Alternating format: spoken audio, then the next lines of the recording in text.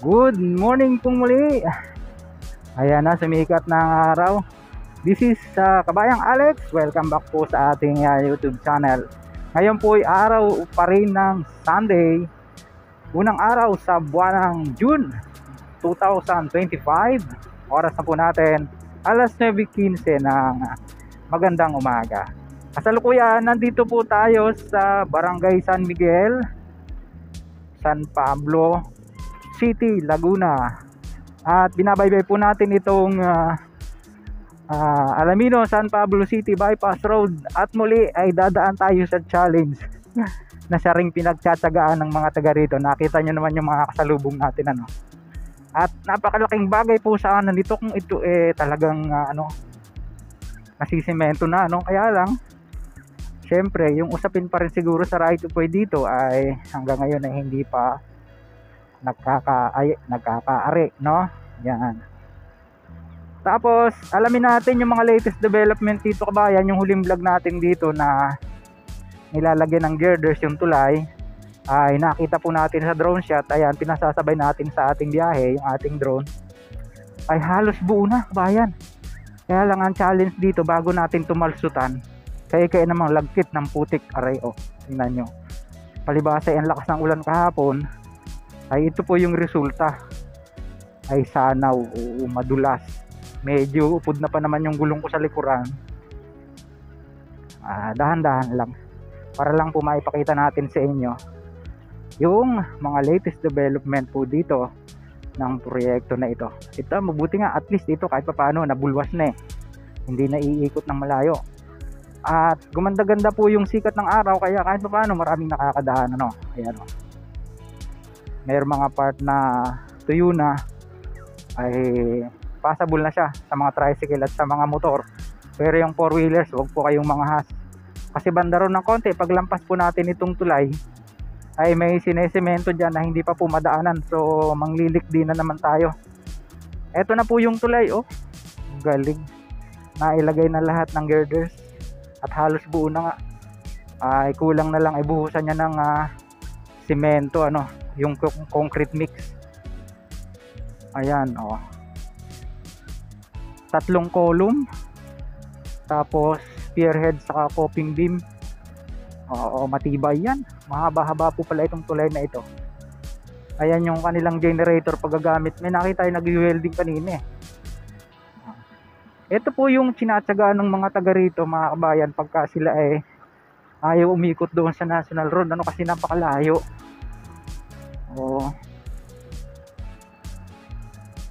Dito nakalagay dati yung mga girders. Ayun nga, naikabit na po dyan sa tulay na yan. Yan, pinaikot-ikutan natin ang ating drone at dinaanan pa natin sa itaas ng medyo may kabagalan, para lang makita nyo. At siguro soon, ito naman yung susunod na sesementuhin. Ayan, medyo kailangan nating sunsunin itong may kasalubong. Dito tayo sa kabila.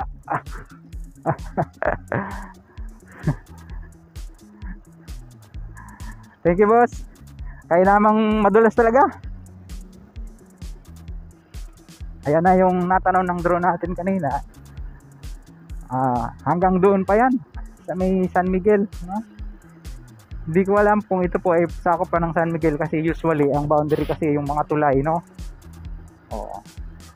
pero hopefully sakop pa ito ng San Miguel. Ganda ng area dito, mga kabayan. Ang daming mga punong fruit bearing trees. Ayan, yung mga rambutan. Saka may nakita tayo mga ilang lansones, Ayun, makikilik di tayo dito. Hindi tayo magkakat ng video para makita nyo lang yung nililikdian.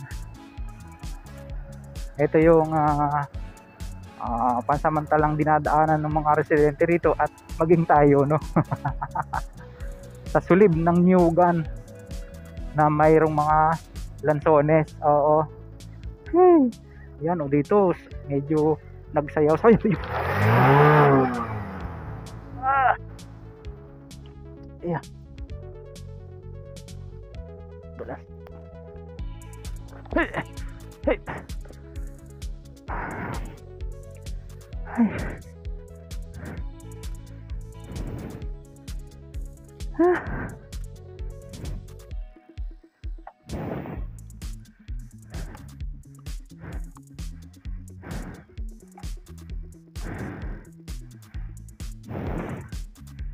Napindot ko yung off. Oh no.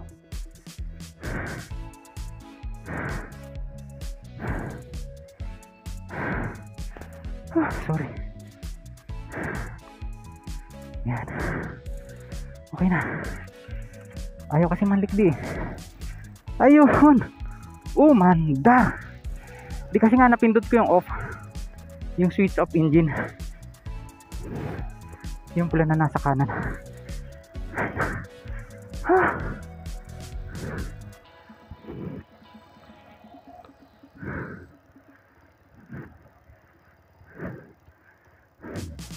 Ha? Medyo nag-slide ako dito. Dito lang, ingat kayo dito. Maputik din ho. Kaya naman, dahan-dahan lang. Dito lang ako nag-slide kung kailan nasa sulib ng Nyugan. Kaya naman, kaya. Dahan-dahan lang ho.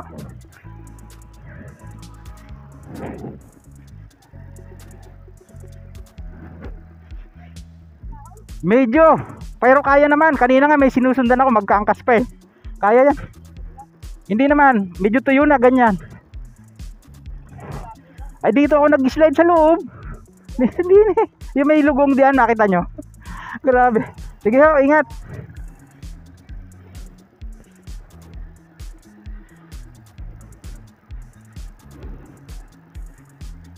Ayun, buhay ng vlogger. Ay, nako.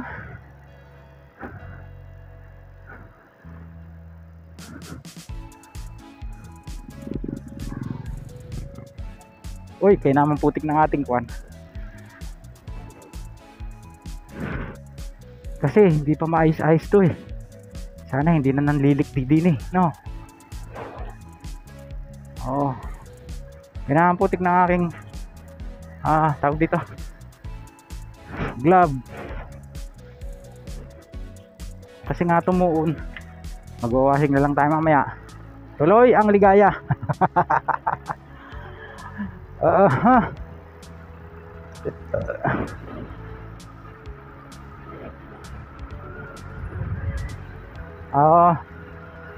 Tapos mayroon na namang isang susunod na tulay dito. Halos buo na rin, kabayan.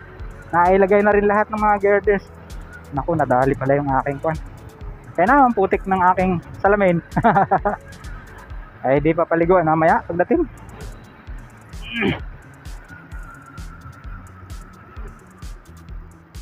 Uy, lampas.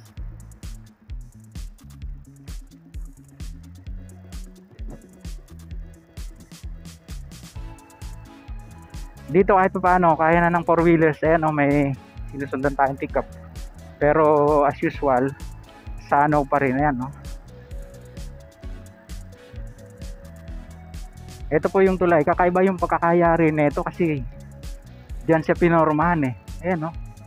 Tapos yan yung mga forma na tinanggal dito. Hindi kamukha nung iba na girders. Buo na siya isinasalpak. Lakas ng tubig, oh. Lakas kasi ng ulan kahapon. Parang ang daming tilapia, oh. Oh, paltukan eh.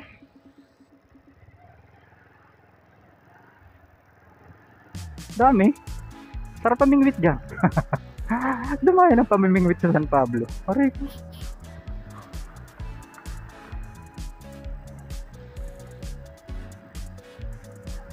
Tapos banda-banda roon ng kaunti ay magko-cross tayo sa Santa Maria Soledad Santissimo Road. Ayun. Kaya naman ang hina na sa memorya. Ay, hina na ng memorya sa mga pangalan. Ito yun. Pag kumaliwa kayo dyan, papunta ng National Road dyan, practice driving si kabayan. Ito, hindi ko alam kung pasaan yan. Basta papunta na sa mga sulok ng barangay yan. Tapos, dedire-diretsuhin natin hanggang doon sa Maharlika Highway.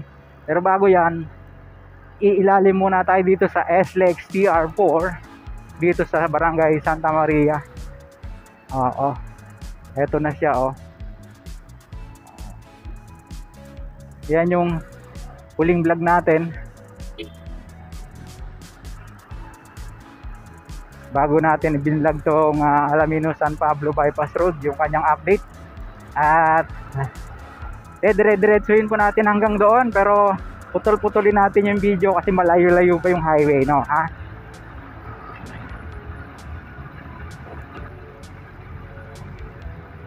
Ayun, kung ganito sana lahat, no? Sus, grabe sarap ng bumiyahe, bilis lang. Hindi sana tayo nagsisemplang sa mga maputik na area. Medyo upod na kasi yung gulong natin sa likod, kaya madulas. So, ayan na, National Highway na po yan, Maharlika Highway na. Pag kumaliwa, pabalik po ng San Pablo City. At pag kumanan, papunta po ng Piaong, Quezon. At yung bundok na yan na ating sisilayan ay ang bundok ng tawag dito. Nakalimutan ko na naman. Ang bira.